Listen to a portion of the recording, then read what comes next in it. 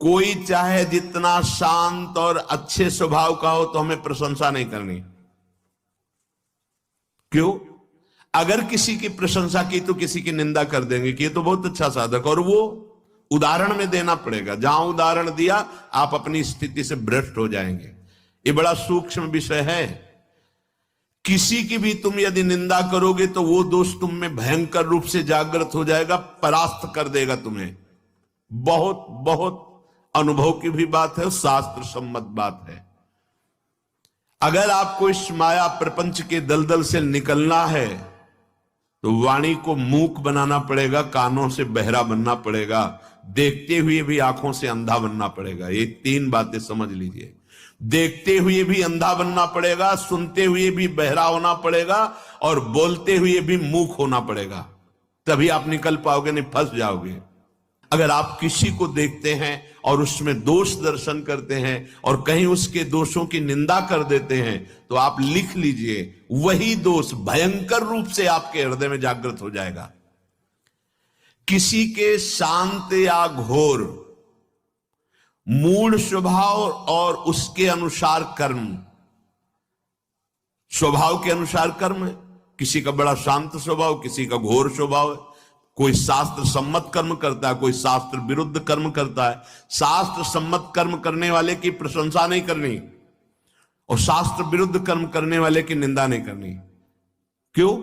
क्योंकि ये क्रिया है। हम देख रहे हैं कारण को, परमात्म तत्व को। परमार्थी वही है जो अंदर बैठे हुए तत्व को देखता है। तभी महाप्रभु हरिवंश चंद्र जी ने कहा, ये क्रूरा अपिपापिनो न च सताम संभाष्य दृश्याश्च ये सर्वान वस्तुतया निरीक्ष परम स्वाराध्य बुद्धिर्मम। वो क्रूर है, पापी है, नीच है, संभाषण योग्य भी नहीं, ऐसे आचरण करता है। ये हुई क्रिया। लेकिन मेरे राधा वल्लभ लाल उसके हृदय में विराजमान पक्का स्वाराध्य बुद्धिर्मम, ये है कारण, परम तत्व कारण। उस कारण तत्व में स्थित होने के कारण वो ना किसी की निंदा करता है, ना किसी की प्रशंसा, सब में अपने प्रभु को देखकर एक रस रहता है। ये परमार्थ का परम सूत्र है। अगर ये नहीं होगा तो भ्रष्ट होना ही पड़ेगा। लिख लो, भ्रष्ट होना ही पड़ेगा। यदि किसी पर दोष दर्शन किया और वो दोष दर्शन आपके अंदर रहा तो निश्चित वो आपको पतित कर देगा, गिरा देगा। परमार्थ में आगे नहीं बढ़ सकते हैं, क्योंकि जहां तुम दोष दर्शन कर रहे हो वहीं प्रभु तुम्हारे बैठे हुए हैं। तो तुम दोष देखने वाले थे या प्रभु को देखने वाले थे? सच्चे उपासक का हृदय तत्काल निर्णय कर देता, गलती हो गई। जहां अरे भाई इतना समय हो गया, अब ये तो जीवन ही को व्यर्थ कर रहे हैं, परमार्थ का इनको तो ज्ञान है नहीं, तो हमको बहुत ज्यादा ज्ञान है। अब आओ लाइन पे, प्रश्न पे प्रश्न माया रखती चली जाएगी। हाँ ये लो, ये लो, इसका उत्तर दो। तो आता त्राहिमाम, गलती हो गई प्रभु, गलती हो गई प्रभु। प्रभु ही बैठे हैं सब जगह, वो छुपा छुपी का खेल खेल रहे, तुम उनको पहचान लो तो मुक्त हो जाओगे। बस इतनी बात है। परस्वभाव कर्माणि न प्रशंसेन न गर्हेत। ये कौन बोल रहा है? भगवान श्री कृष्ण चंद्रजू उद्धव जी से कह रहे हैं, किसी के भी स्वभाव के, चाहे वो शांत हो या घोर हो, और उसके कर्म की, चाहे वो शास्त्र सम्मत हो या शास्त्र विरुद्ध हो, तुम्हें नहीं देखना है। तुम्हें मुक्त होना है ना, तो तुम्हें देखना है कि सामने मेरे प्रभु है। भक्त होना है ना, तो निज प्रभु में देखें, जगत के सन करें विरोध। ये मान लो, मान लोगे सवाल हल हो जाएगा, नहीं मानोगे बिल्कुल भूल हो जाएगी। चाहे जितना आप फर्राटेदार श्लोक बोल लेते हो, शब्दावली से प्रवचन कर लेते हो, चाहे जितने साधना में प्रवीणता दिखाते हो, लेकिन साधना का सूत्र जो है वो भगवान दे रहे हैं। ना किसी की निंदा करनी है कर्म की, ना उसके स्वभाव की, ना किसी की प्रशंसा करनी कर्म की, ना उसके स्वभाव की। अब आगे, परस्वभाव कर्माणि यह प्रशंसति निंदति। ध्यान दीजिए, भगवान बोल रहे हैं, स आशुभ्रश्यते स्वार्था दसत्यभिनिवेशतः। जो उपासक दूसरों के स्वभाव की, कर्मों की प्रशंसा कर देता है या निंदा कर देता है, वो शीघ्र ही परमार्थ से भ्रष्ट हो जाता है।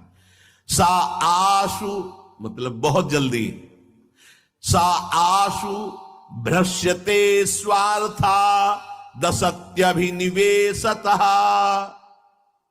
तत्काल वो अपने परमार्थ पथ से भ्रष्ट हो जाता है, पर गिरते समय पता नहीं चलता। जब गिर जाता है तब लगता है मैं कहां आ गया, मेरी स्थिति यहां तो नहीं थी, इस विकार में तो नहीं थी।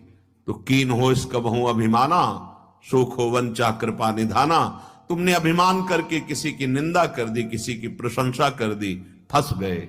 गोस्वामी जी बड़ी प्रवीणता से इसी श्लोक का टीका करते हैं। सुनहु तात मायाकृत गुण अरु दोष अनेक, और गुण या उभय न देखी, देखी सो अविवेक। हे तात, माया के द्वारा कुछ गुण रचे गए हैं, कुछ दोष रचे गए हैं। सबसे बड़ा उपासक का गुण यही है कि ना वो किसी में गुण देखे, ना किसी में दोष देखे।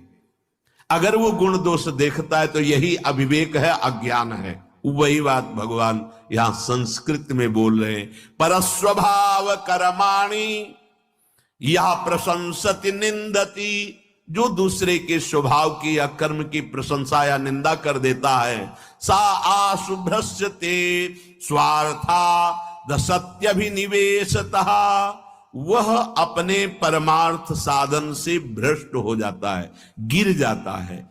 क्योंकि जहां उसने प्रशंसा की तो या निंदा की तो सत्यत्व बुद्धि हो गई कर्म और स्वभाव पर, जबकि असत है ये बात।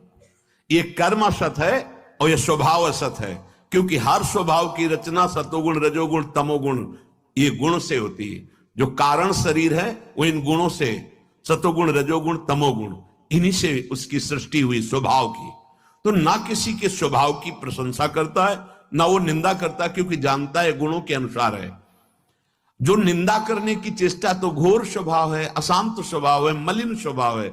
अच्छा स्वभाव है तो हम स्वभाव को लेकर नहीं, हम तो परमात्मा को लेकर के बात करने वाले हैं। तो अंदर में विराजमान प्रभु, प्रायः खींचातानी, लड़ाई झगड़ा, निंदा स्तुति, इसी में फंस जाते हैं हम।